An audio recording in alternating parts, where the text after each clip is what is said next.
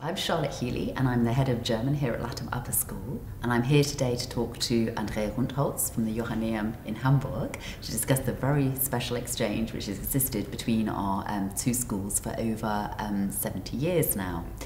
Whereas I've been in charge for 10 years or so now. Andrea, how long have you been running the exchange? Well, in charge for about 15 years, I think now, but I first got involved back in '82. And how has it changed over the years? To begin with, when I first came, it was still 3 weeks. Then it was gradually down to 2, and for the last couple of years, it's now been 11 days. So it's been shorter, but still it's a very intensive experience, I think, for the pupils who come and also for us as teachers as well. There's so much that they get out of it linguistically. Yes.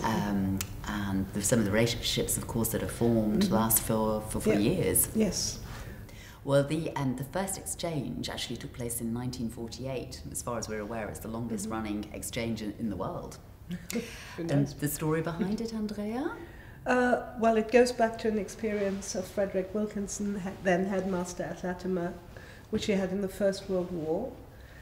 He was a young soldier, and I think he stuck his head out of the trench one day and found himself sort of almost face to face with a German soldier who was standing on guard with his rifle poised, and probably both young men got the shock of their lives being face to face with each other, and the young German then put down his gun and made a movement like, "It's all right, don't worry." So Wilkinson's life was saved that way. And he was so impressed that he felt that young people had to be brought together. I think his motto was, "Persons matter more than politics." And he felt that he wanted to start some exchange program to make people understand each other, respect each other, and perhaps stop the next war. Must have been quite difficult back in 1948. I'm sure it was, yes, because... Is it a fairly small group then, or...? 5 students, as far as I remember, came to London, and I think they needed a special dispensation for that because Germans couldn't travel just like that. And certainly, I mean, they would have had to go, they travelled, I think, from the Hook to Harwich, so they had to go through the Netherlands, where Germans, of course, weren't that welcome after the war, and in Britain many people didn't see the point of this, but I think Wilkinson really knew what he was doing and felt that it was quite important. And has it happened every year? Has it been an annual event since 1948? Certainly it's been uninterrupted since then, but it used to be sort of every other year, so in even years a Hamburg group would go to London, in the years in between Londoners would go to Hamburg, which made for very large groups from 2 different years, and that was changed by the end of the 90s, I think, because we all felt that was a bit much. It was better to have just 1 year group and really do it within 1 academic year.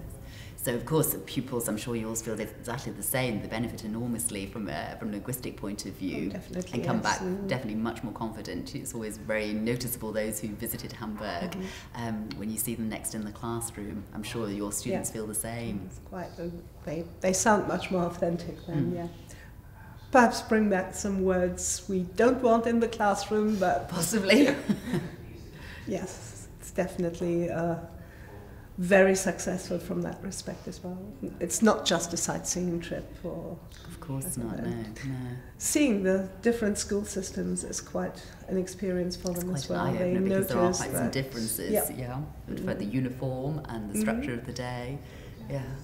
I remember in the days when Bruce Perkins was running the exchange at this end, and he'd have the group in, and he would make them talk about the differences between the 2 systems, and his phrase was always, the word is not stupid or doof in German, the word is different.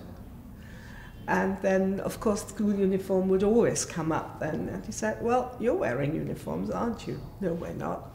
"Okay," he said, "hands up, who's not wearing trainers? Who's not wearing jeans? Who's not wearing a sweatshirt?" And then, I suddenly realized that it was not that much different.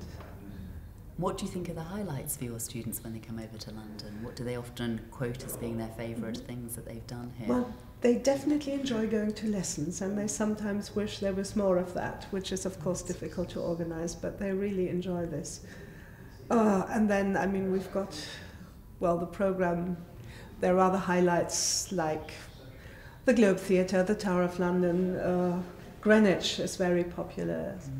The Natural History Museum is a place where people who don't like museums really often find something that interests them. Yeah. It's the only place where I've had pupils say, "Oh, do we have to leave? Can't we stay another hour or so?" And that's always very good. Yeah.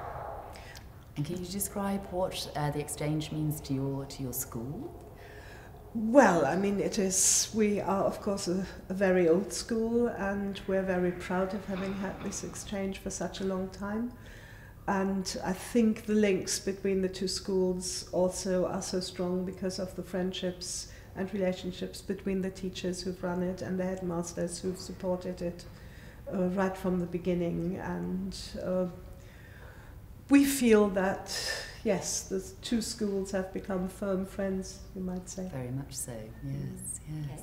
And I'm aware that it's not just our language exchange, there's also a musical exchange between the two schools. Have you ever been on this one? Yes, I have been a couple of times when there was no other female member of staff who could come on that.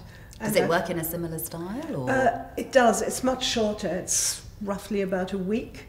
And in many ways, I think it's even more intense than the language exchange. I mean, there is a concert at the end of this, and there are rehearsals on both sides of the channel, so to speak, and one piece is played by the joint orchestras of our schools. So within 4 or 5 days, this really must get together. And that makes for very intense relationships between the musicians involved, and it's always a very impressive thing. Wonderful experience. Well, I'd like to wish you well, Andrea, and I'm sure that you will come to London many times in the future to visit the many friends that you've made here. I hope I will, yes. I'm sure.